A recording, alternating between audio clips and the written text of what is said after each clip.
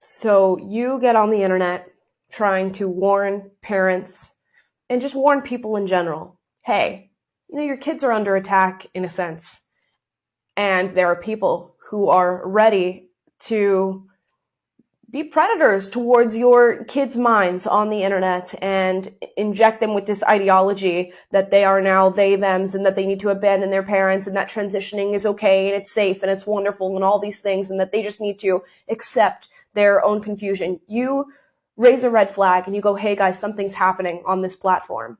And for your efforts of trying to protect children, your children are attacked. You are doxxed. You are told where your children are going to school, when they're being dropped off, when they're supposed to be coming home, and you are getting death threats in your email, at your home. You're getting old pictures of yourself sent to you without your hijab on as a complete sign of disrespect to your religion. But remember, these are the people who are tolerant and loving and all accepting, and they call the right-wingers Islamophobes, right?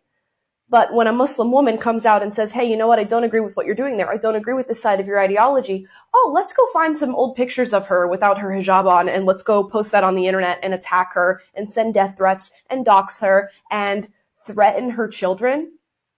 It's just unbelievable. And what's even sadder is that in the wake of these threats and everything that is being thrown on this woman, she hops on the internet and apologizes to these people, which is exactly what they want. This is going to embolden them. And this is not to criticize her, because it's a whole different situation when your kids are being threatened and when their lives are possibly at stake, and you know that people are following you as you're dropping them off at school. I have no idea what that situation's like or how I would react. But when you bow, it is what they want. It tells them, yes, this is what works. So the next time that somebody comes up with a complaint for how we're grooming children or trying to attack kids on the internet, the next time somebody complains, I know that the proper course of action is to dox them, is to follow them home, is to threaten them, is to abuse them, and then I will get a full-fledged apology posted on the internet.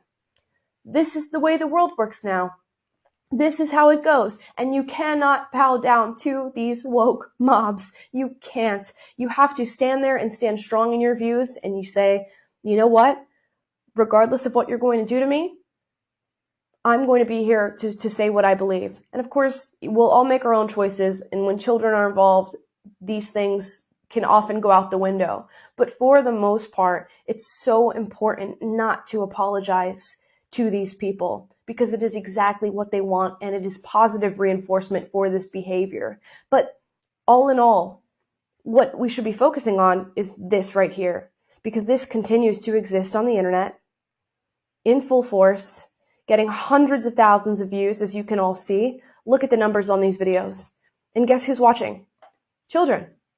Children are watching this, taking this in, thinking that this is a healthy lifestyle, and they're the ones who are falling victims to this sort of content on the internet. So keep an eye on what your kids are watching, and keep blowing the whistle on the things that you're seeing as well. Don't let the attack on this woman dissuade you from talking about what is true and what is right. And this is